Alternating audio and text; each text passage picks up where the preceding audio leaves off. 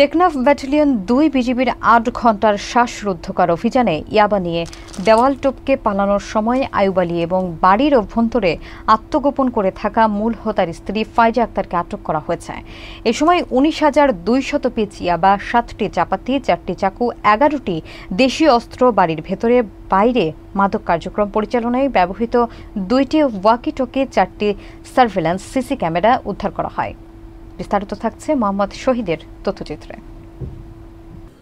Teknaf battalion ২ বিজিবির অধিনায়ক lieutenant colonel Ashikur Rahman জানান, সাবরাং মণ্ডলপাড়া গ্রামে মাদক কারবারের মূল হোতা জুবায়ের বিলাসবহুল ও সুরক্ষিত বাড়িটি মাদক মজুত এবং বিপণন কেন্দ্র হিসেবে ব্যবহৃত হচ্ছে এমন সংবাদের ভিত্তিতে অর্ধশতাধিক বিজিবি সদস্যের সমন্বয়ে গঠিত ২ বিজিবির একটি বিশেষ আভিযানিক দল রাতে বাড়িটিকে ঘিরে ফেলে অভিযান চালানো হয়। উক্ত অভিযানে ইয়াবা, ওয়াকি-টকি ও দেশীয় অস্ত্রসহ আটক ২ জনকে আটক করলেও মূল হোতা জুবায়ের পলাতক রয়েছে। আটককৃত আসামিদের বিরুদ্ধে মাদকদ্রব্য নিয়ন্ত্রণ আইনে মামলা দায়েরপূর্বক টেকনাফ থানায় হস্তান্তরের কার্যক্রম চলমান রয়েছে।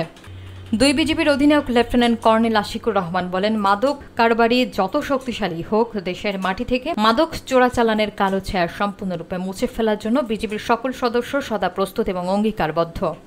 তো আমরা গোপন সূত্রে জানতে পারি যে সাবরাং এই শিকদার পাড়ার এই এলাকার একটি বাসায় দীর্ঘদিন যাবৎ ইয়াবা ব্যবসা পরিচালিত হচ্ছে এবং তার ভিত্তিতে আজকে আমরা এই বাসাটিকে ঘিরে রেখে দীর্ঘ সময় তল্লাশি চালিয়ে আমরা হাতে নাতে অবৈধ মাদক ইয়াবা এবং এই ইয়াবা বিক্রির পয়সা এবং সকল হিসাবপত্রের নথিপত্র আমরা পেয়েছি এবং আমরা হাতে নাতে একজন ইয়াবা পরিবহন এবং বিক্রয়ের সাথে জড়িত একজনকে এবং ইয়াবা ব্যবসার মূল যে হোতা তার স্ত্রী, যিনি এখানে থেকে ইয়াবা ব্যবসা নিয়ন্ত্রণ বা পরিচালনায় তাকে সাহায্য করে, তাকেও ধরতে পেরেছি।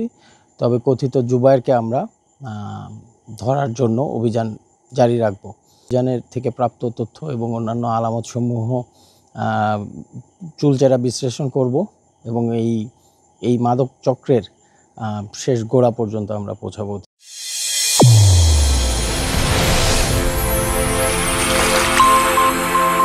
চ্যানেল A1 হৃদয়ের স্পন্দন।